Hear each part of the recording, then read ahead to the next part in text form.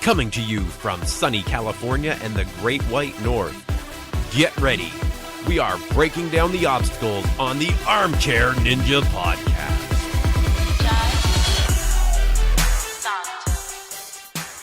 Hello, everyone, and welcome back to the Armchair Ninja Podcast. It is Saturday, January 6th, 2018. My name is Rich, and joining me to celebrate the new year is Bijan. How you making out? Greetings and salutations, man. We made it past 2017. Somehow we managed to get through a very rough 2017. Good riddance. Yeah, and we got a major storm headed this way, so I don't know what tomorrow is going to be like, but for tonight, we can record and we'll have some fun. Yeah, we're going to have a lot of fun, guys. For those of you under 21, just a heads up, we will be drinking our way through this episode. New Year's tradition. We're a little bit late, Rich, but, we'll get it done. But, we might be a little, unhinged just a bit. Please, for everybody at home, drink responsibly, be safe, all that good stuff. Yes, and we're going to be taking it a lot easier than we did last year. So yes, we're going to have a few drinks, nothing too major. But yeah, you might notice us going a little off the rails by the end of the episode. Got my wine. It's tasty. I'm being fancy tonight, gal.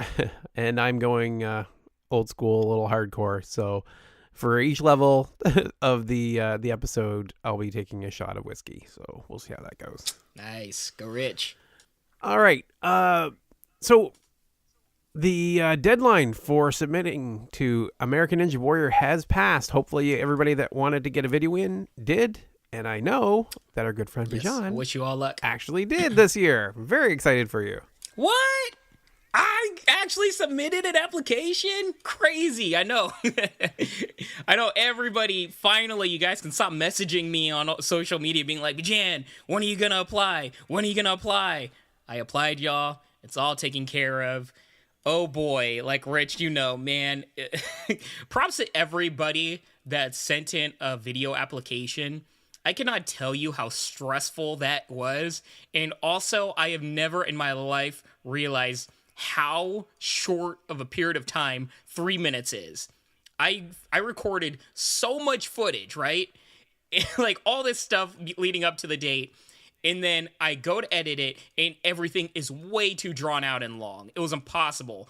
At the very last minute, I had to sit down, put a camera in front of me on the couch, and just record everything over again. It was so stressful, a nightmare, but I got it done. And whew, thank you, Rich. He actually went on Skype with me and helped me edit it down and, find the good spots that I needed to have in the video. Yeah, I think it came out great. I was really happy with it, the final product. I was laughing my head off because I didn't see everything until you sent me the finished product. I thought it was great. And I've showed my family. They liked it. I think we've seen so many of them, and there's so many cliches to avoid. You kind of manage to hit them and not hit them at the same time. I think it's a good balance. Mm-hmm.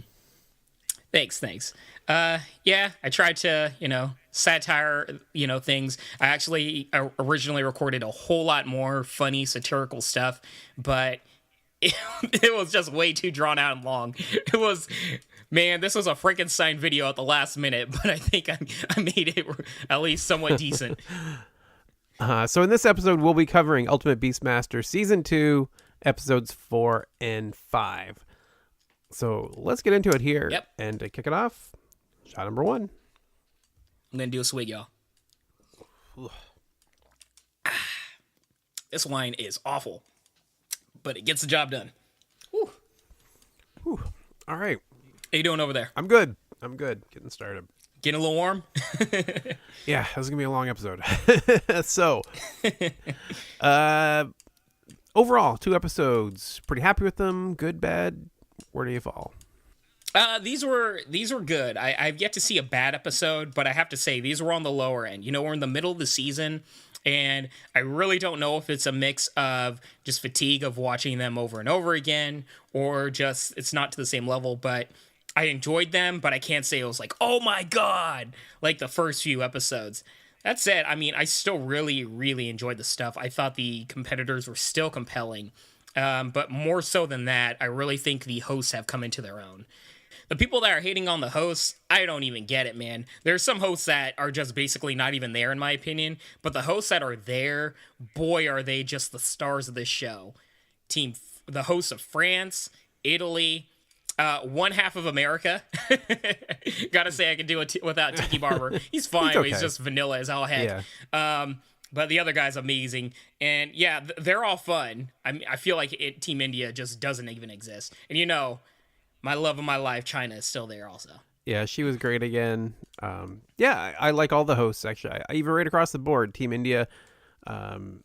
Yeah, I had no problems with them. India and Spain, man, they're fine, but they're barely on the show. It feels like right. I don't know if it's their athletes or what. It's the athletes. They don't have a chance because the athletes aren't on there and featured as much. You don't get to see them quite as much. So, yeah, I guess so. India had a couple of good episodes here. Some good athletes, so it was nice to see them. Finally, right? That was one thing that stood out. Like they actually had a chance. Like, they actually got it right. I feel so bad. India is such a huge country with so many good athletes, but yet they chose, like, the most mundane people. That's unfair, man. I don't know. They're not mundane, but compared to the rest of the competition, they're just not up to snuff. But these episodes, we actually got somebody that's an actual parkour athlete. We got people that actually had some athletic talent for the show. Yeah, so let's get into the details of who's actually on here. So in episode 4, for the U.S., we had Brian Ludovici, parkour athlete for the past 3 years. So it didn't seem like he had a whole lot of experience, but he's pretty young. So that, I guess, makes some sense. And Alex Picasso, a wrestler. But they did show him doing some ninja obstacles as well. Yeah, I actually, really, honestly, just at the beginning, this guy, like, they show that he's a wrestling coach, and I have to admit my bias right off the bat, Rich. I gave this guy no shot. I thought he was going down into the water immediately, and that was just the end of it. And I'm like, here's another guy just not suited for this sport. And I have to give my props. That guy actually really surprised me in how talented he was on this show. Yeah, he's 200 pounds and very solidly built, so I can see why you would think that, because he definitely, if I hadn't seen him doing the ninja obstacles, I would have thought the same thing. Like, this guy is not built for this at all. Yeah, wrestlers, they come in with a particular skill set. You know, we've seen like pole vaulters and everything have certain muscle types. Wrestlers are very, very strong in their legs and their backs in particular. Also, they have really good grip strength, but those are the two things they are particularly very strong at. And I just didn't know how it would suit this sport, but more than anything else, as you all can imagine, wrestlers seem to be a little bit stockier on the smaller side. Well, when I say smaller, I mean shorter side, you know? Yeah, and he was. And then when you look at the other guy, Brian Ludovici, parkour athlete, very tall, lanky dude. This whole episode was full of very tall, lanky people who did very, very well in the course. Shout out to tall, lanky people, man. I don't know. A certain body type that rules the roost when it comes to obstacle courses. Not flexing or anything, just saying, you know. They really tried to play up the female CrossFitter or female OCR athletes in this episode. So I expected to see some, which was great. And I was really impressed. The very first one to take the course was TJ Garcia from Spain. And she looked so tough and so amazing on this course. This woman is, she is ripped, right? But not like bodybuilder ripped. Like, she is just completely toned in all the right ways. Kind of like Jessie Graff, you know, or Jessie Graff, it's like a common joke where it's like that woman has 0% body fat. This woman, she's just very, very toned in like everywhere. And I don't know, I was expecting a lot from her. She was pretty ripped. Yeah, she also like projected this confidence when she took the course. It was like, oh, she is making her way through this course pretty slickly. She did seem like she got hurt on the energy coils, but she pushed on pretty quickly. It was the best performance we've seen by a female in level 1. She made it all the way to the slingshot. I thought she might actually finish the course the way she was going. Yeah, perhaps. I mean, she looked very strong. No complaints here. Yeah, she just ended up timing out in the slingshot. Great performance, though. And the next female that of note for sure was Serena Giura from Italy. She's on the Italian OCR team. She started get into athletics at 30, which is really unusual. Good on her. But she was really most notable for the hyperextending your knee on the grinder. That was brutal. This was super nasty, and it's apropos because I was speaking last episode about how there was a woman that got a cut on her elbow, and I felt bad like ripping her about it, but it's like they made such a big deal about it, like, oh my god, she's such a trooper, she's an inspiration because she's like continuing on the course with a cut on her arm, and I'm like, come on. And I remember like making a point that the things that you don't see that don't look as brutal, like pulling, hyperextending something, tearing a muscle, those are far more worse and more engrossing to me. And this one, I have to say, was just really had me at the edge of my seat. I mean, this was exactly what I was talking about.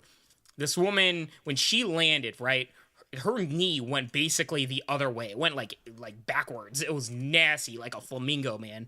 And it just you could literally hear her screaming in pain, and you could tell like something really bad happened there. And I was just it wasn't bloody, it wasn't anything like that, but that's some real true pain. And the fact that she tried to continue and gutted it out while she's like literally limping and basically crawling to the next obstacle, I mean, that showed true heart, true determination, and that to me was far more inspirational than that dumb little bloody thingy that I saw last week. Yeah, it was definitely worth a lot of respect. She made the next jump somehow with all that pain. She did fail on the jump to the chain, but like she was basically carried off of there. Like the fact that she had continued on at all was amazing.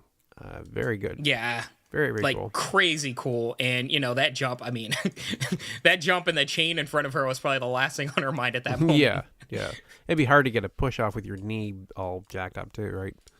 Yeah. I thought it was really interesting because did you take it strangely that Chris DiStefano, the U.S. host, was offering all this insight? And I'm like, he's not an athlete. Like, what does he talk? Like, why does he seem to know so much about this? And then he lets out that he was a physical therapist. He said, I love the quote. He goes, I was a physical therapist and now I'm a clown. Yeah, I kind of heard that. I thought it was super fun. I love this guy. He's like, he gets it, right? He really gets it. He makes it very fun. I really like that he takes it all in vain and he interacts with everybody. I feel like Tiki Barber is taking the show way too like straight-laced, too vanilla almost. Like, this is a sport and we all must be blah, blah, blah. I'm like, come on, man, have some fun. I think he's trying to at times. We did see some hints of him trying to do that. It's just not quite as natural for him, I think. He tries, but bless that poor man's heart. It's just not the same. You either got the charisma or you don't. Yeah. I guess that's where it is. Yeah. And he's okay. Not to say that he's bad. He's just not. He's outshone by Chris quite a bit. Yeah, he's just vanilla ice cream. People like vanilla. Yeah, there's vanilla. Vanilla's a flavor. People forget. Vanilla's not unflavored. Vanilla is a flavor. It's not chocolate or anything, but Let's sip my wine right here. The Indian competitor we had to mention, Mujahid Habib, an architect. Ooh, nice on the pronunciation, bro. Not too bad. That was pretty close. He looked really solid. He's 6 feet tall. Dude look huge. Yeah. Like, I don't know. There's some people where they're like, oh, he's 6'1", and you look at him and like, really? And like, he doesn't look it. And then there's some people where it's like they're just 6 feet and they look like a freaking mountain of men. I don't know what it is, but dude, this guy looked gigantic. Yeah, he did. Absolutely. And he looked really solid on the course. One of the first times we've seen an Indian competitor look really comfortable on the course, doing really well. And I loved what he did. So he made it to one of the final platforms, but he was running out of time. And rather than just kind of fail where he was at, he leaped for the point thruster, like the really hard to hit Super point smart. thruster. Very smart. Yeah. Very cool that he got it. I like this guy a lot. Yeah, I appreciate that kind of awareness. And I really like the fact that these point thrusters, like these components are there for extra things that happen with the athletes. And I like that. It's not a thing where it's like, oh, time's running out, moving on to the next guy. There's always something a competitor can do at the last minute to get a little bit more points. One thing I want to shout out, though, that was like one of the highlights of the episode and really the season for me, was there was a lot of interaction between Team Italy and Team France. Yeah. And in terms of the host, right? And I freaking Love these guys, in particularly Team Italy. Team Italy, once the Frenchman falls into the water, right? Team Italy runs over to the France booth. The French hosts have their stools up ready to kick them out and knock them down. And Team Italy is like, no, don't worry. And they're speaking different languages. They're like, we brought you pizza. And they're giving them pizza. And as soon as the French people, hosts are eating it, Team Italy's like, it's poisonous, of course, but they don't know that. It's like... I freaking love these guys. This is the best storyline going on in the sport right now. Yeah. Oh, man. Italy and France have been stealing the show for sure. The hosts-wise, they've been doing great. Yeah, and just wait till the next episode, y'all. It gets even better. Some other notable competitors. I don't want to spend too much on level 1. Yiqi Li, from parkour athlete from China, was very strong. It was dope. His story, they really focus on the fact that his girlfriend and his family doesn't support the fact that he does parkour, which was interesting. Yeah, screw those guys. What the heck? Yeah. If you're, I'm sorry, if you're in a relationship, support your significant other's passions. I mean, if it's absolutely, a vice, that's really destroying their life, I understand. But I don't see anything where his passion for parkour is destroying his life. So it's come on, be supportive, y'all. Yeah, so they seem to suggest that was his career, right? He was trying to do it, and it wasn't a steady income, so that was where he was getting the flack for it. But screw the haters, do what you got to do, and you're only young once, so yeah. Mm-hmm. And Yiqi actually beat level 1, very solid performance, really great job. Managed to somehow catch himself on the boards. Have no idea how he managed to do it twice. Yeah, a lot of heart, and eat that, haters. And Brian Ludovici from the U.S., as we mentioned, the tall, lanky parkour kid. This is the thing, though. He's taller than the other guy, but he doesn't look it. And he also looks like he's 9 years old in the face. I don't know if you caught that right. Yeah, he looks very young. Very, very young-looking guy who worked as a plumber after his mother died, putting himself through school. Very nice, very compelling backstory for him. Yeah, that's a harsh background. I mean, I give that kid all the props. He ended up timing out on the very last board, but he did an extremely well job, hit the point thrusters, and actually was in first place after level 1. Yeah, I mean, congratulations to the kid. Hopefully, he can tell all of his middle school friends that how far he went. Where was your money after level 1? Who were you thinking was going to take it down? Did you have any favorites? It was tough. This particular episode, I enjoyed the fact that there were no particular athletes that stood out far above the rest, right? I like the little kid, the youngin from America, and I also liked Yiqi, whatever his name is, the guy from China, and particularly because the Chinese guy actually completed the course. But it wasn't a thing where it's the Chinese guy absolutely did not. The Chinese guy didn't dominate or anything, Right. I have to say, even before he finished the course, he was my favorite. I thought that's the guy to do it. He looked very solid, very comfortable. I thought he was going to take it all down. But there was so many strong ones. It was a very even competition, especially in the early levels. Mm-hmm. Which made it really interesting. The fact that it's sometimes, with this particular setup, there's one or two competitors where it's I know who's going to stage 4. Yep, we didn't have that this time. But we are moving on to level 2, which means another drink. Bottoms up. Ugh. Ooh, this is going to be rough. Hold up, y'all. I am one glass of wine down.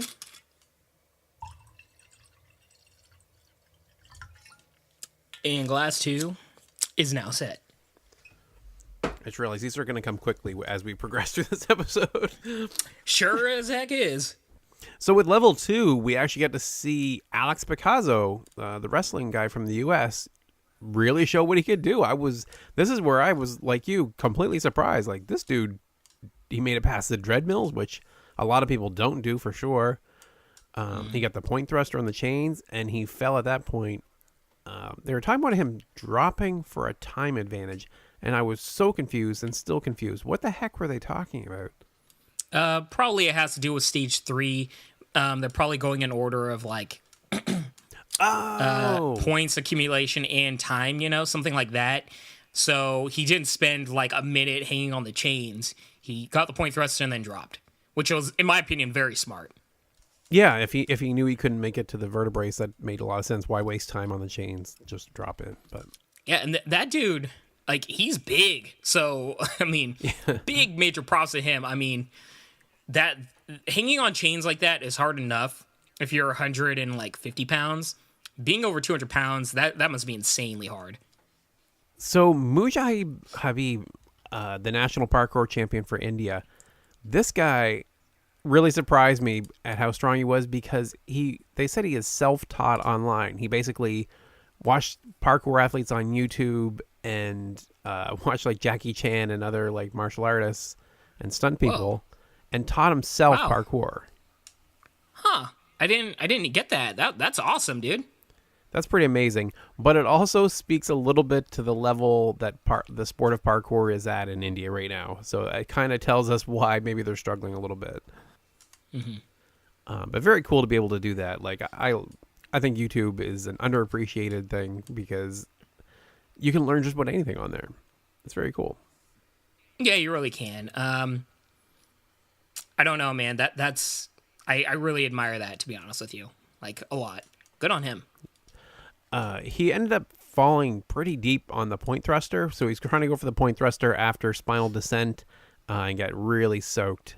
And it really took a toll on them in this particular episode on the digestive tract, right? So when they have to climb that long tube, if their feet are wet, they were just done. And he was one of them. He just started sliding, and he just couldn't make the jump by the time he got up to the top, unfortunately. Mm-hmm. I thought the same thing, and I thought the same thing was going to happen to Yichi Lee. How did he make that leap from the digestive tract? He is not that tall. He gets to the top of the digestive tract, and he has to jump over the treadmills. And normally, once they're like on par, like the same level, they have to be super tall to make that jump. But this guy somehow pulled it off in like one of the best jumps we've seen on the show. Yeah, good on that guy. He showed a lot of heart with that. Because, a lot of things are going against him in that particular split-second moment. But he was actually able to make that jump. He was able to get far past it and even further, like, to the ribs or whatever they're called. Spinal? Vertebrae. Right? Vertebrae. Yeah, eventually I'd get it. Okay, so the vertebrae, and, he just kept soldiering through. Like, he's like the little engine that could. And it's weird because while he's doing it, he doesn't really particularly make it easy. He's struggling through all of it, showing a lot of heart. And I'm just like, will he make it? Will he make it? But he somehow manages to do it. And I got to give that guy all the props in the world. That shows a lot of incredible heart. Yeah, he not only completed level 1, then he completed level 2, getting 3 out of the 4 point thrusters. Like, this guy was just killing it. Mm-hmm. And then Brian Lee DeVille. You want to talk about the 12-year-old? Yeah, we can talk about the kid.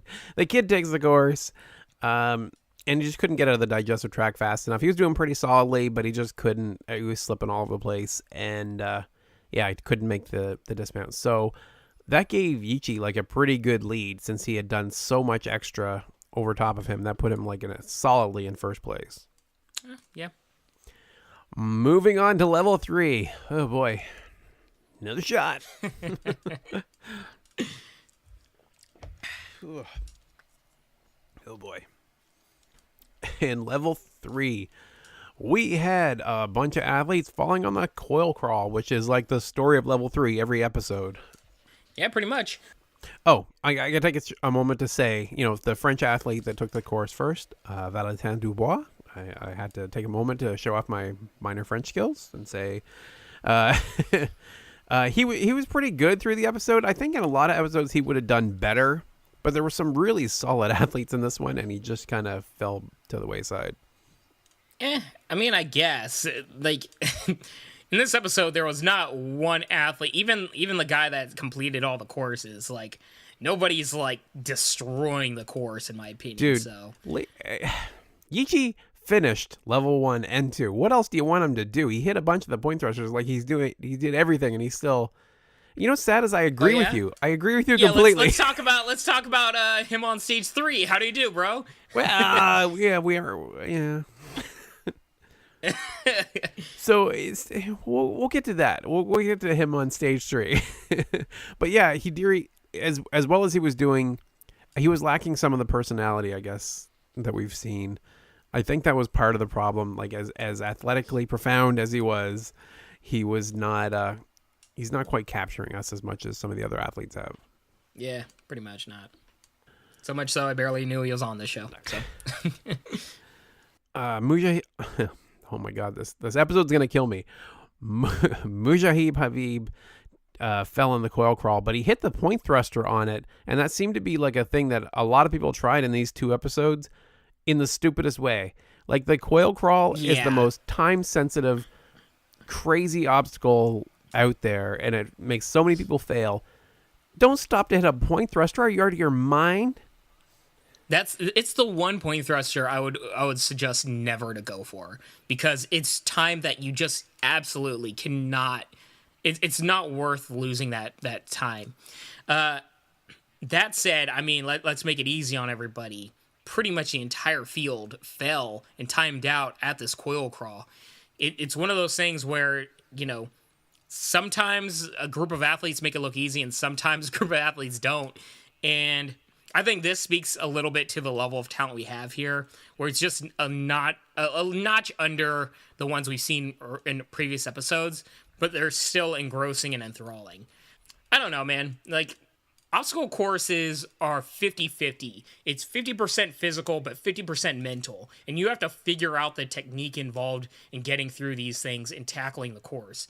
And a lot of these competitors were not making very smart decisions. Yeah, the whole point thruster thing was terrible, and multiple people tried it. Some of them hit it, some of them missed it. None of them should have tried it. The coil crawl last year was almost a non-obstacle, and this year it is almost it would be a ninja killer on ANW, right? It is. How many people have we even seen hit the hangy thing? I can't even think of the name of it. The hanging ones? Not many, but I really like that dynamic. You know, this is stage 3. This is where things get real. And I like the fact that you really, really have to work hard to get to the ladder section of this course and rack up those points. I really, really appreciate that. Yep, so almost everybody failed on the coil crawl, except for Ichi Lee, the guy who crushed level 1 and level 2. He didn't fail on the coil crawl. He's not going to fail on the same thing as everybody else. No, he's going to fail on the ejector. He's going to fail on the very first obstacle, the really fast conveyor belt to start the whole thing off. Haven't we learned already from season 1? Like, haven't these guys watched season 1? Do not jump at the last moment on that damn ejector. It's not rocket science. I think it's probably harder than we think it is, but at the same time, he missed. Is it though? He missed such an opportunity. It's not an easy thing, but is it really hard to be that aware of where your feet are? Yes, you're looking up at something you have to jump to. You have to really focus on what you're going to grab when you jump. You can't be looking at your feet. Yeah, I think it'd be really hard. I guess, man. I try to give him the benefit of the doubt. I like the guy. I really feel bad for him when he fell there. Because he had, all the opportunity in the world, right? He was well ahead of Brian as it was. Brian fell on the coil crawl. So he could have opened up a huge can of on Brian and just nailed down the finals. But instead he got no points on level 3, which still left him with a lead. That's how big of a lead he had. But he missed a golden opportunity there to drive it home. Yep. I mean, one good thing though about this show is the fact that you can absolutely bomb stage 3 and still make it to the finals. Even killed with somebody that did decent in all 3 stages. I do appreciate the fact that, the hard work that you did in the previous 2 stages really matters. Yeah, it's all accumulative. Oh boy, the whiskey's hitting home. It's all accumulative, and it all matters. So it was good, and we move on to level 4. Whew. Okay. Next shot. So level 4, they are pretty close in terms of points. Yes, they are. So it could be any man's game, pretty much. Yes, if it wasn't clear, Yichi Lee had 250 versus Brian Ludovici from U.S. with 225. Yeah. And my love was wearing a awesome panda hat, dancing her butt off. Love it. All right. Last drink for me. I'm not going to be doing this for the other episode. We're going to stick with just this episode. What you talking about, bruh? Gotta drink up, right? Oh. This is a lot, really fast. Lightweight on hand here. I won't be able to read my notes if we do this for the second episode. All right. Whew. Oh boy. Yeah, so as it started off, they were pretty close to even. Brian had a 25-point deficit to make up, but he could do that if he was a little bit ahead. Did you think he had a shot? I did at first, especially I was kind of screaming at my TV, because Yichi had a lead on Brian and just skipped the point thruster where I was right there, easily he could have hit it and just let Brian hit it. So it's Brian could just make up the points and win this whole thing just by doing point thrusters. But Yichi was more focused on just getting ahead and faster. And I think Yichi was fairly confident of the fact that, the 12-year-old just didn't have the stamina to get far enough, which is a big gamble and risk because you don't know the dude. But I guess it paid off in this one. Yeah, he got ahead. Brian really struggled on full tilt, which I didn't give enough credit to, I guess. So that's the obstacle near the beginning where they just have to reach up and pull down some climbing holds and move their way across. I didn't see... that pegboard, I don't know. Pegboards are weird because it's one of those things where it's you don't appreciate how bad and hard those are until you do them. Sorry. Man, pegboards suck. They really suck. Yeah, sorry. Just before the pegboard, I think they call it the motherboard. Full tilt, the thing where it's it's climbing holds on these weird rock-like things. They got to reach up and pull down each one. Yeah, that's weird because that particular obstacle suits a person with longer arms far more than a shorter dude. But yeah, that's right. He did struggle a little bit on that. Yeah. So Yichi just beat the skyhook. He almost fell, and that would have made it really interesting. I have to say, this was the final I was looking for. Remember last week I was complaining about these finals are not very close, and it's kind of whatever. It's one person takes it away pretty easily. This is the one I was excited for. I actually really liked this final. I thought this was a good one where, all it would have taken was for him to make one slip, and Brian might have been able to catch up. By the end of it, you could see that obviously he wasn't going to win, but partway through, I thought, you know what? It could go either way. Yeah, I guess. I was pretty confident immediately of who was going to win this thing. And you were right. Yichi did win. He was on the ventilator. He was on the final part, the final climb, as Brian was starting the skyhook. So he was one obstacle behind, which isn't too bad. It was relatively close. I guess. We had one guy that was confident, comfortable doing all the obstacles. And we had another competitor that just basically just reached puberty, barely trying to struggle and figure everything out. I don't know. Stop picking on the youngling. Come on. Ugh.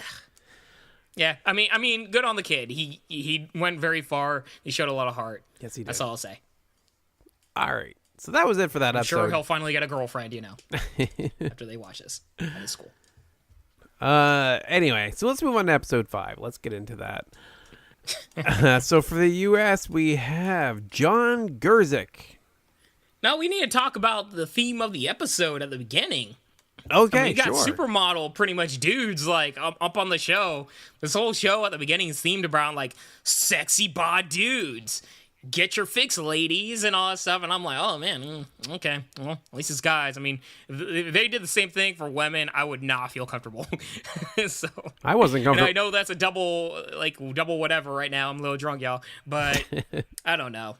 At least those guys, it would have been far worse, in my opinion, if it was women. It would have been very uncomfortable with women. It was a little uncomfortable even with the men. It was a little bit let's have a Chippendale sponsored episode. Yeah, what was there? There was one guy that, has a show where he's basically naked, has a towel, and he has like a nipple ring, and he's showing his butt to the camera. I'm like, that's not a show, y'all. That's like softcore, you know, like chat bait or whatever they call that stuff. You know what? We can skip that. That's like. What am I talking about? You know what? Moving on. So that dude, I actually had no problem with that guy. Like, as far as, you know, what they want to highlight him, that's what he does. That's his show. That's cool. That's fine. Do you, bro? But they had to focus on the fact that some of the other guys were good looking and like had all these 6-packs, washboard abs type things. Like, there was one dude that, like, did you see? There's a guy that's like awkwardly like. He's got a muscular torso, and then he has like freaking spaghetti arms, and it's like the weirdest body look I've ever seen in my life. And they're acting like he's like a next level supermodel, and I'm just like, is that really what people are into?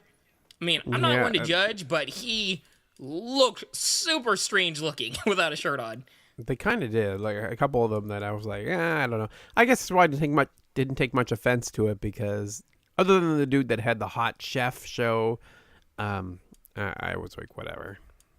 That's cool. Yeah, there was one dude that was like very comfortable with my sexuality. That dude's pretty hot. Yeah, the hot chef dude was pretty hot. I mean, seriously. Yeah, hot chef dude was pretty hot. Getting him credit. I guess my biggest problem with that was that they focused on guys at the beginning that got fast forwarded later. Like, they weren't mainstays of the whole episode, true. Right? Like, I didn't see these guys. If the guys that crushed the course happen to be really hot guys, I'm cool with that. Whatever. Well, ladies, do your thing. Ladies and gay dudes. Yeah, too. You know. But we have for the U.S. we had John Gurzik, cheer coach, and. Frankly, ninja. An American Ninja Warrior. You call him whatever you want. We'll get to this later, but yeah, he's a ninja. He's an American Ninja Warrior. Like, what did he say? It was so hilarious. the key words they had. He had a dojo in his backyard, yes. Which is literally a Ninja Warrior gym. And what it was a quote that he trains doing pull-ups and wood something, right? And it's literally him doing a salmon ladder and a horizontal pegboard. And I'm like, are you kidding me right now? I've never seen a more clear ninja athlete on this show. And the fact that he has a backyard dojo just cracked me up. I could not stop laughing at the fact that he has a quote-unquote dojo in his backyard. Yeah, I can't wait for an actual like American Ninja Warrior, like Noah Kaufman, right? He talks some stuff saying like, let's do this, you know. I can't wait for Noah Kaufman to be on the show and just see them try to like work around wording what he's known for. He's like, I'm just a doctor that has a passion for obstacles, you know. It's like, come on. Yeah, they trip all over themselves to make sure that they do not mention their competitor. But A&W is the exact same way. They barely mention Sasuke. They certainly are not going to mention Beastmaster. I mean, it's true, but it's hilarious. It's like, come on, y'all. Like, let's be real now. Besides this John Gurzik guy, who was fantastic, by the way, was Chris. Yeah, like, we're not doing enough work for Gurzik, man. Yeah. This guy, like, I don't know if he's been on American Ninja Warrior. I feel like I should have looked that up before yeah, I didn't look it up either. But he is so perfect for American Ninja Warrior. He clearly trains really, really hard. He's incredibly charismatic. I mean, this guy plays to the camera so well. He's very comfortable in the sport and just everything he's doing with obstacles. I mean, this guy is truly a star. I really like this guy. Yeah, me too. He really, really had everything, right? Like he has this, even the costuming, like he has like a American flag bow tie and stupid little things. That's right. It was awesome. Yeah, he has it all down. Like he is everything that that A&W would normally look for. But he was on Beastmaster, which was cool because I like Beastmaster too. I hope that doesn't disqualify him from being on A&W. Yeah, I always wonder that too. If anyone out there has competed on either one or has like signed the contracts and read them in any detail, how does that work? Like it feels like you have to pick one or the other, but I'd like to see them be like. Well, I'll do tell both. you this: in the application process, they have a clear area where it says, "Have you been on another show?" Oh, So, well, just saying. yeah. Yeah, screw that. If you want to grow the sport, like listen up. I'm gonna call out ANW and Beastmaster in one episode. Screw it. I don't care. Oh God, how drunk am I right now? Yeah, perfect timing to speak to them. I'm sure they're really listening intently, bro. They're all tuned in right now, listening to me go. You need to focus on the sport, not your individual shows. If you want to grow your show, you need to grow the sport. You need to not collaborate. Obviously, that's never going to happen, but acknowledge each other, right? Acknowledge the sport as a whole, and everyone grows together, right? A rising tide raises all ships, or whatever that saying is. I really feel like that's holding back Ninja as a sport. The fact that we can't collaborate and even acknowledge that each other exists. That's a good point. I mean, in other sports, MMA, even wrestling, to be honest, like they've started to acknowledge other organizations more and more, like the top ones, UFC, WWE, stuff like that. They acknowledge the smaller organizations, and it just grows their stars even more. Like, hey, this guy or girl comes, like, has already done well in this. Like, instantly it makes the viewer, like, instantly pop up, be like, oh, this person's no joke. Yeah, and looping back to what we originally were talking about, John Gerzik. What a tangent that was. Yeah, we went all over the place. But getting back to it, so for the U.S., we had John Gerzik, who was looking very solid, and we saw him demonstrate his skill throughout the episode. And we also had Crystal Demopoulos, an MMA fighter and a jiu-jitsu champion. Whew, boy. Slurring a bit over there. Slurring a little bit. Struggling. I will do one more shot, just to stay in the spirit of this thing, but I can't do this for every level. Time to swig, y'all. All right, level 1. Let's go.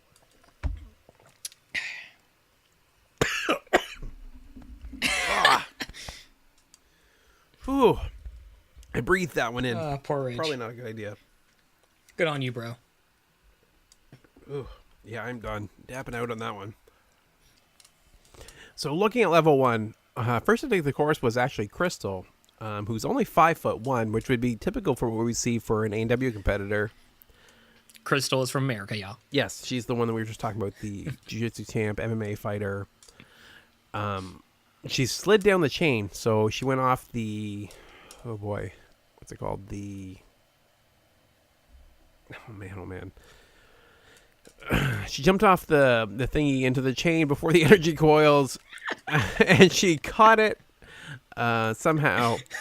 And she climbed with her legs. She used this weird technique to actually wrap her legs up around it and climb up instead of just like straight out using her arms. I thought it was fantastic. That was pretty impressive. That was really cool. That was impressive. Good on her. Yeah, she ended up falling on the next coil, but that was still very cool recovery. Who do we get on this level? Honestly, the standout for this entire episode was the host of Team Italy, the guy. I don't know his name. I have no idea what his name is. No. Yeah, but y'all know who I'm talking about. This guy was absolutely amazing. He was, like, this episode, he just decided to go absolutely insane. He's standing on his chair, like, about to fall over off the ledge of his hosting station. He's got an air horn just yelling at different teams. That, yeah. He was yelling at Team France, France is like, stop it, and on an air horn he goes to them and as loudly as he can screams, please France, don't distract us, thank you, and then goes right back to it. He has no shame in throwing shade. It was amazing. I love this guy. Yeah, the hosts really stole. It's nice that they can kind of lean back on them, because you can't do that with A&W, right? Like, Matt and Akbar can only do so much. When you've got, like, it's a different dynamic. 12 hosts honestly that can kind of interact with each other and give each other crap and carry the show when it's lagging a bit. It's really funny. It really can be a whole different show in a weird way. Yeah, and it's a different dynamic, to be honest with you. I really appreciate the fact that, you can't have Matt Eisman and Akbar rooting for one ninja over the others. It just would show, it would be really disrespectful to the other ninjas. But on this show, you have somebody representing your country. So I guess a better example would be ANW versus the World, right? And with that, you get a little bit from Akbar and Matt, but it's not the same dynamic because the other teams don't have hosts. From what I remember, right, Rich? Am I losing my mind here, or do they have hosts? No, you're right. Matt and Akbar are the hosts.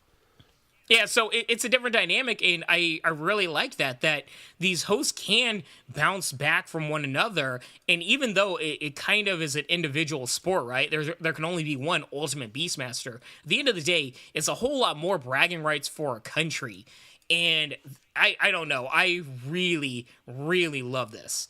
Like, really, honestly, American Ninja Warrior can really learn some stuff from this. We can have an entire show, like Team Ninja Warrior or American Ninja Warrior or something like that, where it's a full-on season of, maybe Sasuke, a.k.a. Japanese American Ninja Warrior, whatever they want to call it, Ninja Warrior in general, I don't know, or Indonesia, American Ninja Warrior. Like, there's so many other Ninja Warriors out there. For the love of God, do not bring UK Ninja Warrior. I will boycott that show. Sure you can. Unless, the UK, hosts somehow, their flight's canceled or something. I don't know. That's fine. So, yeah, like, I would think they're missing out a lot for another spin-off show. And USA Network is dying for more shows like this. I think they can learn something from Ultimate Beastmaster and having something where it's like American Ninja Warrior versus blah, blah, blah, blah, blah, blah, and having a full-on show kind of like this. They really could. I'm sure David Byrne would have lawyers up there in a minute, but I'm just saying, it'd be pretty cool. It really wouldn't take much, would it? Because, they have it all there, right? Like you said, Australian Ninja Warrior, Swedish Ninja Warrior, French Ninja Warrior. I don't know what they call it, France Ninja Warrior. Anyway, they have all of these international Ninja Warrior competitions already. They have the hosts all ready to go. It's not like they have to reinvent the wheel. Yeah, it would be very, very cool to see. Yeah, I don't know. Level 1, there's not a whole lot of people that stand out too much. Moving on. Come on, man. Well, this episode's long enough. Like, who do we got to talk about in this episode? I mean, Cyrus really? Khan. Sorry, so I have to mention Cyrus Khan from India, a parkour / physics. I don't know why they kept. What was with physics? They always mention these people, the fact they have physics background. Like, it doesn't really matter. Yeah, but that guy was cool. Yeah. Yes, he was 5'5", but he was nailing the energy coils like he was 6 feet tall. It was very, very cool to see. I love that guy. I love a short guy doing good. He ended up falling in a slingshot, but he was my guy. I was like, you know what? India, who I've been really rooting for throughout this whole thing, to kind of come to get their star athlete from somewhere.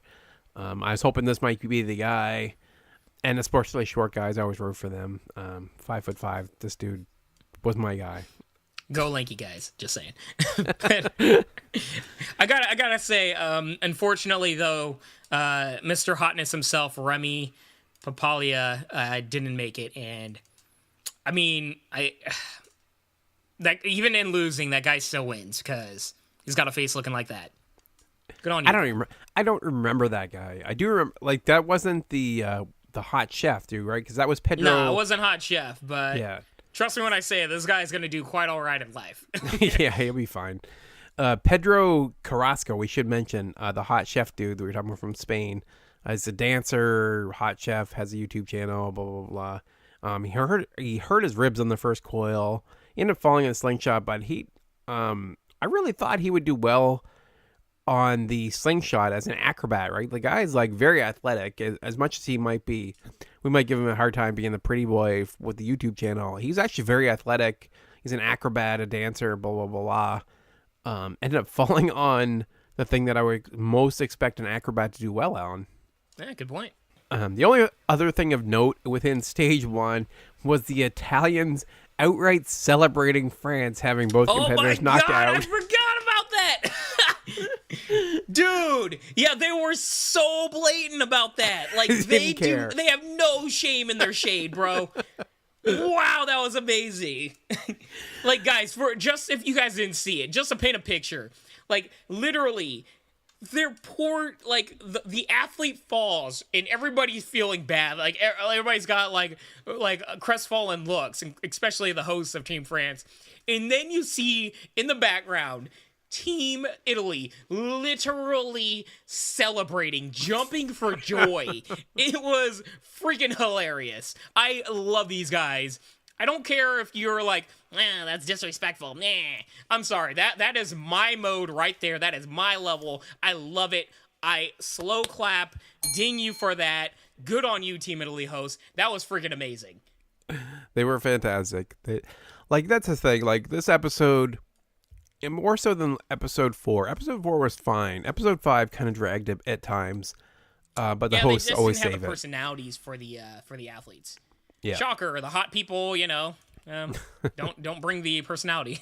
There's some that do, but So let's move on to level 2, and shot free this time, because I'm going to be a wreck by the end of this if I keep going. So it's all right. I got wine. It's not the same level of as whiskey. So props to you, Rich. You can slow down. I'm gonna finish glass 2. You do your thing. Time to fill up glass 3. It's gonna be a long night, y'all. Long night. That last one was a bad idea. I can already tell. I thought we were taking it easy. What the hell did I do? All right, moving on to level 2. We've got a few runs of note here. I think first off we should mention that... I guess. I think when you're editing back, this is the part where you're going to cut for some extra. Totally think I'll cut that part. I'm like, I guess. Everything is so fuzzy. Trying to read. I'm like listening and I'm like, what can I add to this? Nothing really. Nothing at all. So, I need another intro for it. Level 2 then. So Alberto Cipriano from Italy. Oh, man. I got a note that parkour is seen as a sport for gangs in Italy. Like, he's trying to fight against that stereotype. That's weird, but, maybe that's a thing. I don't know the dynamics of how, other countries, MMA or... Damn, MMA? What's wrong with me? What? I don't know how other countries, their relationship with parkour and freerunning are. I actually, if you guys remember, like, there's a lot of European movies that actually, now I think about it, incorporate, freerunning and MMA. Oh my god! What? Okay. Reset. No. Free running and MMA. Go with it. Where do you got? Free running and MMA. I think that's a really good combination. MMA is a big part, yeah.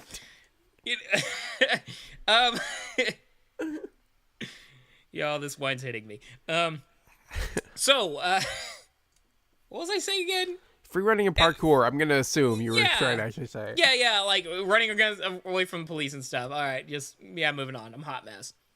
You do you, bro. A drink of this wine.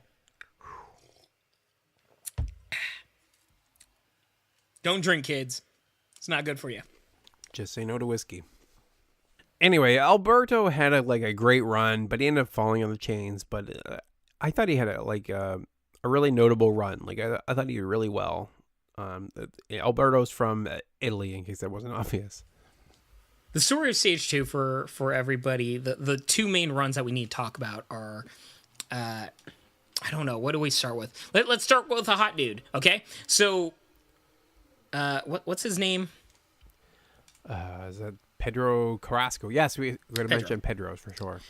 Yeah, so Pedro, he's been looking fairly decent throughout the runs. He's strong, very athletic, going very well. And, dude, this guy, coming off the digestive tract, he landed hard, and instantly he held his side and was limping hard. And it was a case, once again, where it's like, that guy hurt himself, and it wasn't a little cut or a bruise. This guy has a serious problem going on. And once again, he gutted it out and kept going. And I don't know. Props to this guy, because what we learned later, I mean, that must have been excruciating to get through.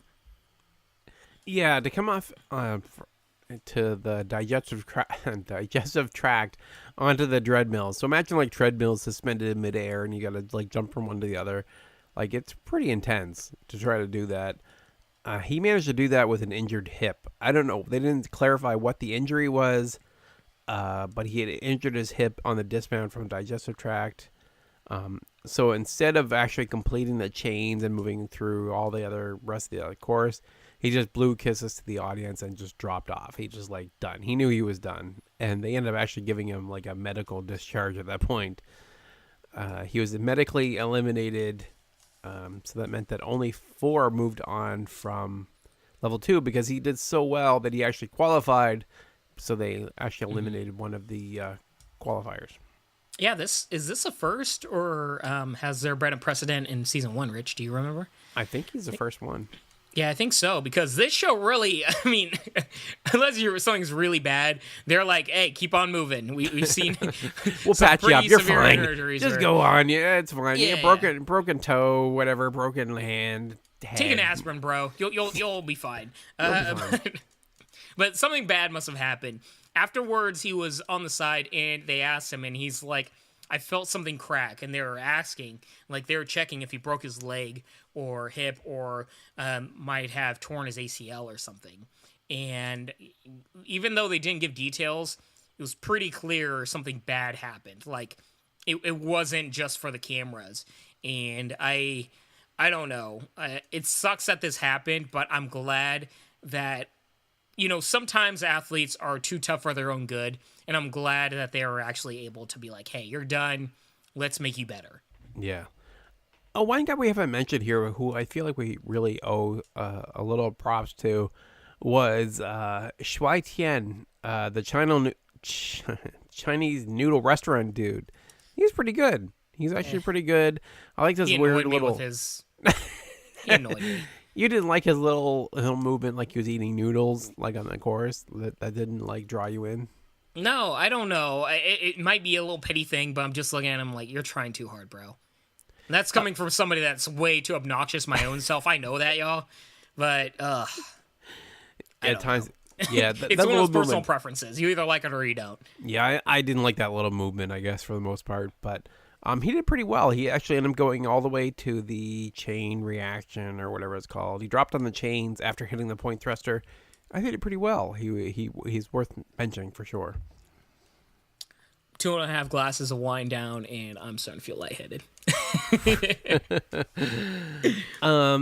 The other guy I want to mention... I can handle my liquor, y'all, but wine's a whole nother beast. Woo! That's all right. Everything's a blur for me right now, so that's fine. We're going to push through. Cyrus Khan, I mentioned from India. Oh, boy. India. Really cool guy. I really wanted to see him do well. I feel like he got a little bit robbed here because he was on the treadmill and he just lost momentum because the second one couldn't, like, it banged into the first treadmill. I feel like he was really solid to that point. He would have went really far in level 2 if not for this weird, stupid, like, just random chance occurrence, right? The second treadmill bumped into the first one. He lost all his momentum and he couldn't make the jump across. So, anyway, I liked Cyrus Khan. I thought he was a cool guy. Another part you're probably going to cut out. Nope. I'm leaving it. Cyrus Khan's my dude, man. Like, yeah, you don't take that away from me. Nobody knows who that is. India dude. The India guy. He was the parkour physics guy. Physics is very crucial to Ninja and Ultimate Beastmaster. I don't think you realize, like, with physics, you understand how... Rich, bodies move through. Say right now, she sells seashells by the seashore. She sells seashells by the seashore. Like, I am fine. Damn, good on you, bro. All right, so let's move on to level 3. No, the most engrossing run of all time on this show. I almost skipped something. Pedro Carrasco jumping off the digestive tract hurt. Who are we talking about? No, I'm jumping right back. now? You already covered that guy. Who are you talking about? What? John Gurzik. Is that who I missed? John Gurzik. The U.S. competitor. How did I forget him? He was great. He was fantastic. All right, y'all. So this guy showed it was reminiscent, really, of Jeff Britton's. Don't overstate that. That is Jeff Britton. Okay, yeah. This guy showed a lot of heart. Let's just say that. It's something that one of the runs that I always remember from this show. Probably, in my opinion, top 3, if not number 1, runs from this show, like both seasons, honestly. Oh, it's a stretch. Nope, not for me. This guy kept pulling through. No matter what odds he had to get, like, in front of him, he kept moving on. And now this guy, he was worried, and sorry, for y'all that don't remember, he's the American Ninja Warrior dude, bow tie, all that. Okay, so he was looking great, right? But then he gets to the digestive tract, right, Rich? Yep. The tube? Yeah. So he gets to the tube, and this guy's tall, and he was worried about it. It was the one thing that he was really worried about. And he falls immediately right out that thing. And rather than just giving up and dropping down into the water like most people would, I guarantee you I would. Yep. This guy straight up, like, leaped back, grabbed onto the spinning platform, and barely at the last second didn't get all 4 limbs into the water, which means he was still able to continue. While this thing is spinning in, like, centrifugal force.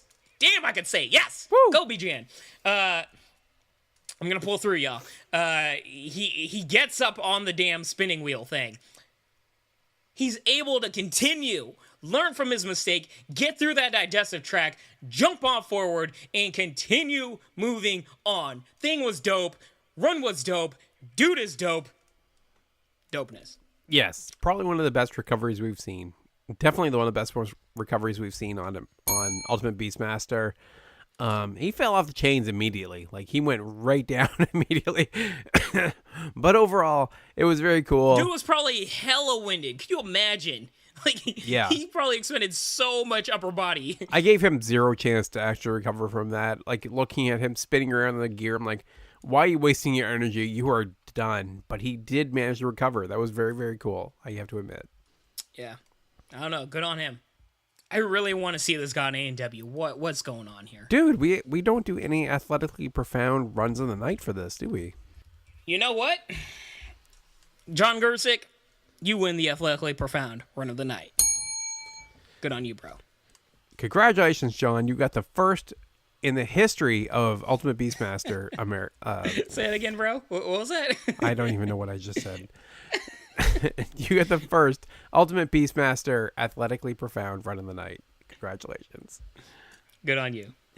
Moving on to level 3. Can we go to level 3 now? Are we good? You're spending way too much time. Let's get through this, y'all. Let's get through That's right. So we only had 4 people move on to level 3. Cyrus Khan, the guy I was really rooting for, fell in Coil Crawl. Nothing notable there. Alberto Cipriano, he missed the transition on the full tilt. That is that weird, like, steering wheel to steering wheel transition that sucks, right? You miss it, you are done. And he was one of those guys that looked really strong. He looked like very promising, and that's it. You miss that transition on full tilt, you are done. Yep, cool. Okay, let's get on to stage 4 because stage 3 was kind of a wash. Who made it stage 4, bro? Yeah, so Alberto Cipriano made it with, and we're going to mention it quickly here.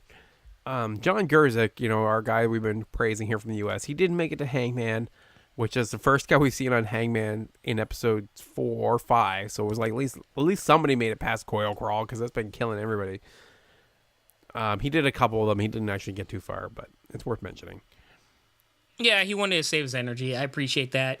More importantly, Alberto Cipriano from Team Italy. And the only reason I'm saying his name is because the Italian hosts get somebody in the finals, and oh my lord, were they losing their stuff. It was freaking awesome. I was so happy for the hosts exclusively. I didn't really care about Alberto, but boy, did I care about the Italian hosts. Oh, I loved it. Yeah, they were so pretty good. So we got John Gurzik versus Alberto. I think y'all know who won just from how we were talking at this point. So going into it, we had Alberto Cipriano at 215 versus John Gurzik at 260. So a 45 point lead, which is pretty good, but not insurmountable, right? If Alberto could pull ahead of John in the finals, he could pull it away, right? He just needed to kind of get basically one obstacle ahead. Mm-hmm. Did you have any hope for him? Did you think he was going to be able to pull it off? No, he had no chance. No, I really had no hope for him either. John pulled ahead like pretty quickly and just eventually picked his way through. He didn't actually complete the course. He hasn't gotten through as far as we would have seen most, of the finishers in previous episodes. But Alberto was like struggling on the motherboard. He was like done. He just couldn't make up the difference. John was on the skyhooks when it all ended, which is probably actually the least far. When I say like he didn't get as far as most people do. No, both episodes that we're covering tonight, the finalists didn't make it past like at least decently far in. And that is the reason why I'm saying, even though both finishers or Beastmasters from these two episodes that we're covering tonight, I have to say they have the least chance of winning in the finale. Yep. Totally. Do you give them a shot? Totally agree. Neither one of these people, they did great. They beat all the other competitors of these top athletes. I don't want to take away from their accomplishments. They were great athletes. Mm-hmm. But in the finals, I don't give either one of them a shot.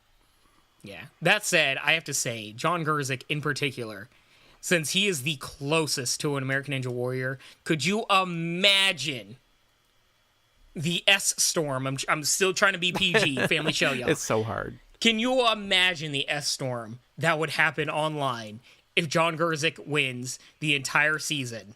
And then you have every American Ninja Warrior in existence being like, see, we can all do that. Blah, blah, blah. Like, I can just imagine how it'd be so annoying, so obnoxious. Yeah, well, you know what?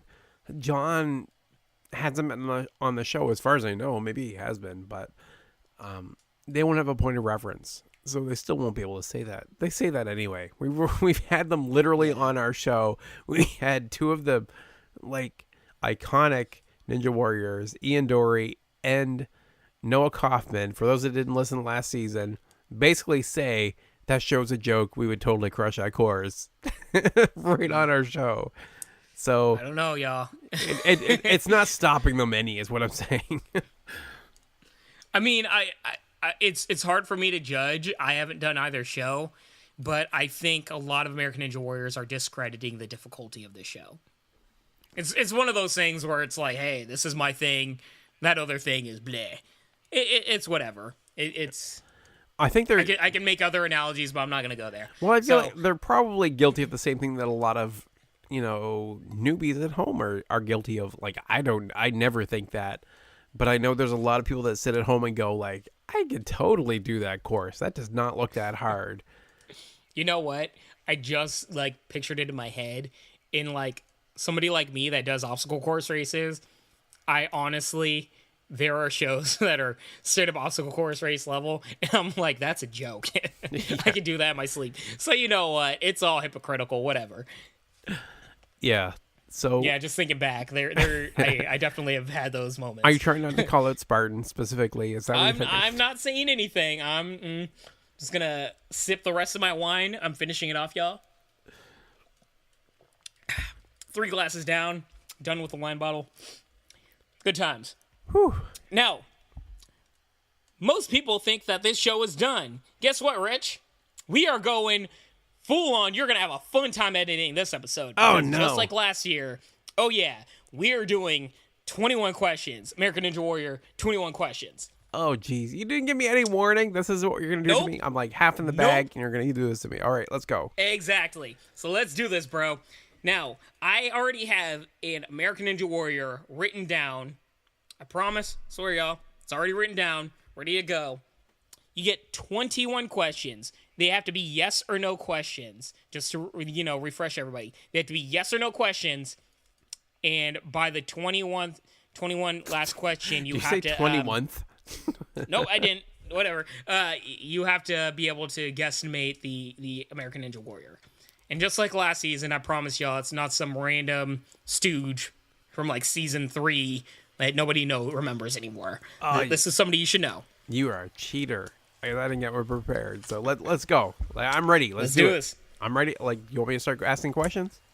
Yep, let's do it. Is it a man? No. Which has got to make it a lot easier for you. That's, I try to make it easier for you. Right. It's one you should get. If you don't get it, that's on you, bro. Has she ever completed stage 1? Yes. Wow. Okay, I should not have chosen this person. Is she a teacher? You know what? Let's reset this. No. We're gonna keep going. I want to know: is she a teacher?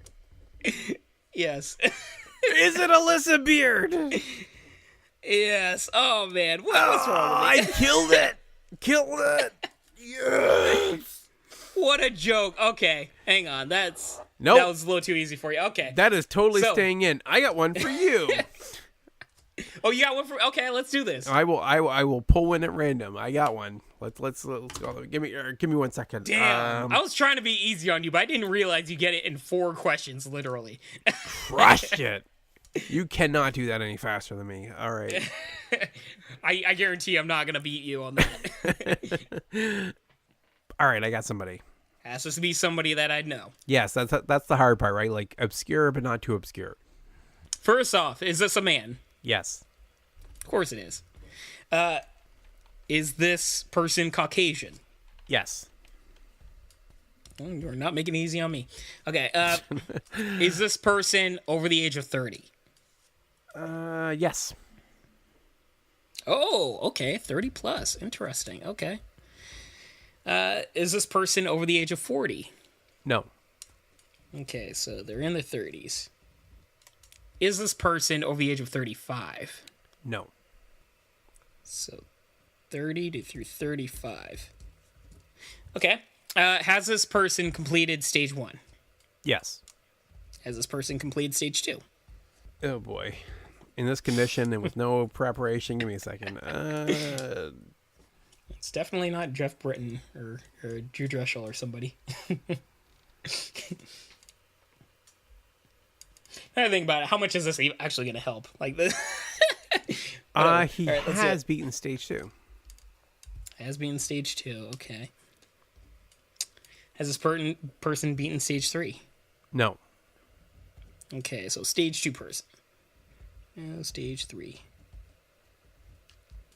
Has this person competed in American Ninja Warrior season 5 and later?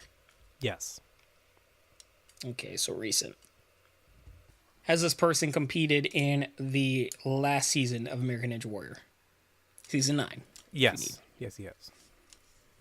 Okay. Caucasian, 30 to 35. Starting to get some names in my head. What can I ask? This is the hard part. It's like what to ask. Yeah, what's We're the at question? 10 questions. We're at 10 questions, everybody. Has this person competed in 4 seasons of American Ninja Warrior or more? Great question, and yes. Wow. Okay, so we know now that he is a Okay, this really narrows it down. I'm thinking Ryan Stratus, Brett Sims, people like that now. Let's think. What other question can I ask? And for those of you playing along at home, try it when you're like not thinking it most clearly, because it's really hard.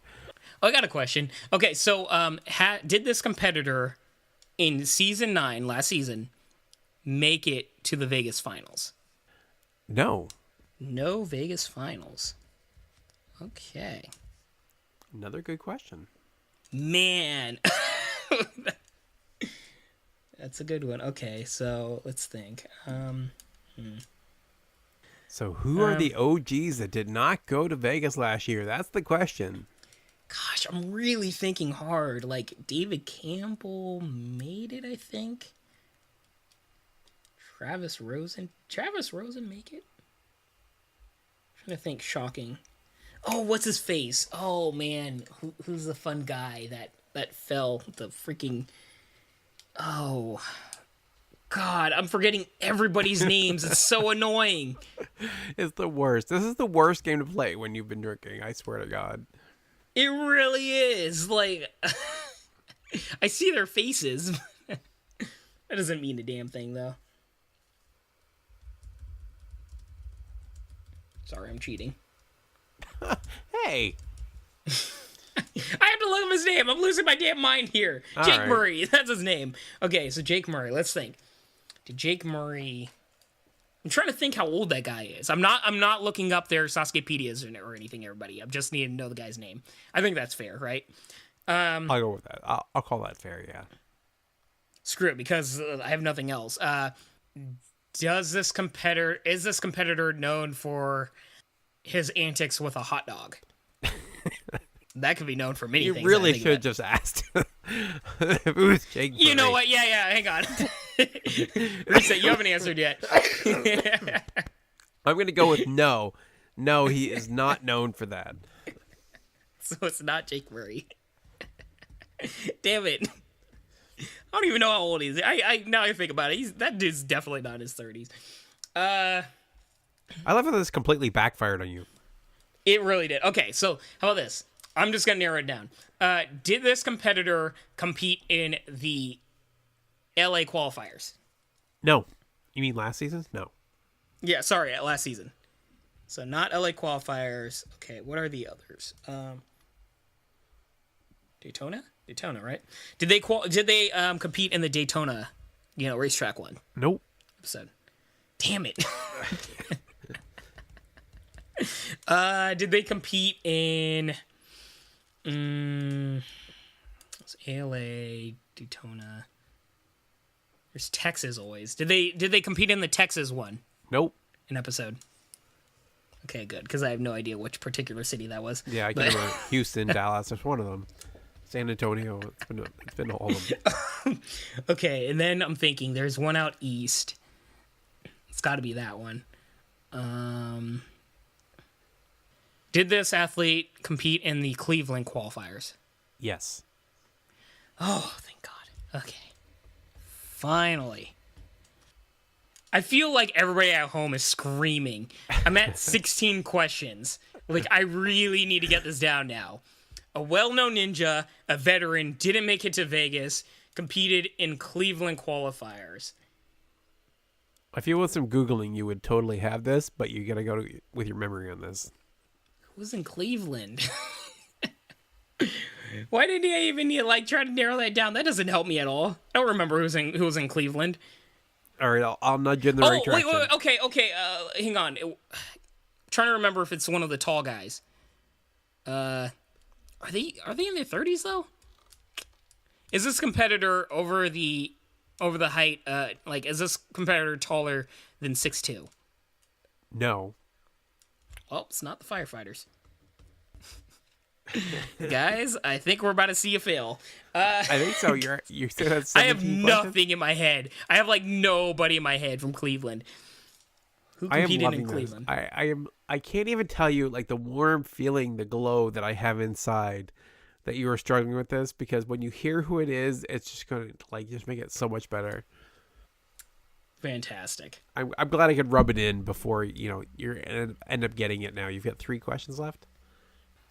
And you're right. Right now, there are so many people at home, yelling at their phone, their car, wherever they're listening to this podcast right now, going, "How are you missing this right now?"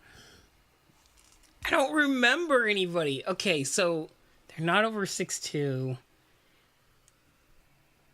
Have they competed in an international version of, or how do I say this? Have they competed in another obstacle course competition internationally? Yes. Oh, okay. International. That might be the question that brings you home here. That really dumbs it down. Okay, now I really have to think Cleveland. Who was in Cleveland? I have no idea who was in Cleveland. The important thing is I know who it's not. That's the thing. It doesn't tell me who was there, but it definitely narrows out the names that are not that, like people that I definitively know are in Texas and LA and blah, blah, blah. Oh my God. I just looked at my paper and it says Alyssa Beard. I don't know. I swear, Rich, if this is the person. Would this competitor be dating Alyssa Beard by any chance? Yes. Oh my God. Of course. It's so close to putting that one past I'm an idiot. I am an idiot. Literally, I'm looking at my paper like, I have no freaking idea who this person is. Oh, I was going to feel like I can't. And then I look, I'm running the names through my head. And then international, you're like, all right, now he knows it. I'm like, well, what are the names in my head? I'm like, oh, because I see Alyssa Beard's name. Wow. Okay. So is this compared to Jesse Graff? Wow. Okay. Well. No, it is not Jesse Graff. Well, that's number 19 because I'm an idiot. And number 20 is. Sorry. Is this person? It rhymes with Jesse Graff. Yes, it does. Is this competitor James McGrath? Yes, it is. Okay. Hey, we made it to question 19. Whew. Wow. Great job, Bijan. Wow. Oh man, I'm gonna hear about that for a while from people. I love the 6'2" question was fantastic because he's like 6'1", right? He's 6'2". You said is the competitor over 6'2"? Oh my! Nope. I'm sure you love saying that, huh? I did. That was a great question. Damn it, man! In my head, originally, I was gonna ask if it was over 6 feet. Yeah, I think 6 foot would have been a better qualifier on that one. Well, hey, we made it. Yay. Yes, we did. All right, so that is the end of this episode. I'm sorry it's going to be so long. I'm pretty sure this is going to be a very long episode for you all. Mm-hmm. I hope you enjoyed it. If you'd like to reach out to me, you can reach me as @NinjaPodcast on both Twitter and Instagram. I am Rich at ninjapodcast.com. And Bijan, how can they reach you? Hit me up at Twitter and Instagram at Bijan151. That is Bijan 151. I'm right now in the middle of hardcore Spartan race training. Then I'll get back into Ninja Warrior training. I want to thank everybody that's given me support and love online. Wishing me a lot of luck for American Ninja Warrior, including Jeff Britton, Jedi Ninja, Flying Pharmacist, bunch of other peeps. Cameron, Aaron. Want to thank you all, and yeah, peace and love. All right, I've wanted to do this from the beginning, and since I'm drunk, I'm going to do it for the first time ever. Thank you guys so much for listening. If you like this episode, punch that like button in the face like a boss, and high fives all around. Thank you all, dudes, and I will see you in the next video! Ding for that. Peace and love, y'all.